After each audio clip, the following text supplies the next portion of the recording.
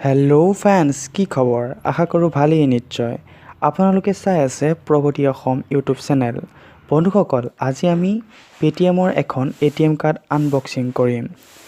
এইখনেই পে'টিএমৰ সেই এটিএম কাৰ্ডখন যাক নেকি আনবক্সিং কৰিবৰ কাৰণে আমাৰ প্ৰয়োজন হ'ব এখন বিখ্যাত দাৰ।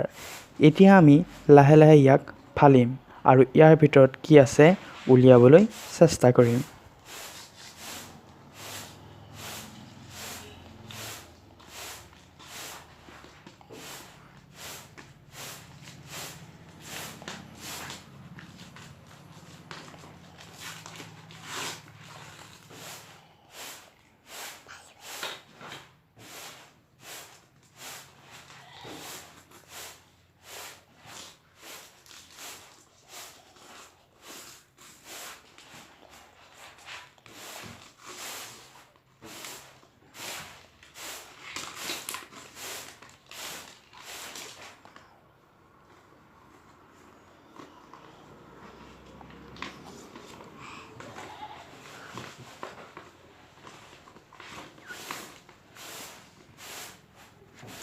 ওলাই গ'ল। এইখনেই সেইখন কাৰ্ড যাক পাবলৈ, যাক চাবলৈ বলিয়া হয় মানুহ।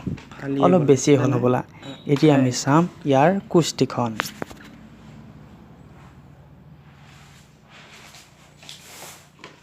ইয়াত বিশেষ একো নাই। স্পেচিয়েল থেংকছ দিছে পে'টিএমক বাকীবোৰ বেংকৰ ভিতৰত বাছি লোৱাৰ বাবে। আৰু ইয়ৰ কাৰ্ড লিমিট মানে 25,000 টকাৰ ওপৰত এদিনত উইথড্ৰল কৰিব নোৱাৰিব। কেনেকৈ এক্টিভ কৰিব লাগে, কেনেকৈ ব্লক কৰিব লাগে, সেইবাবে আৰু ইয়াক একো বিশেষ লিখা নাই।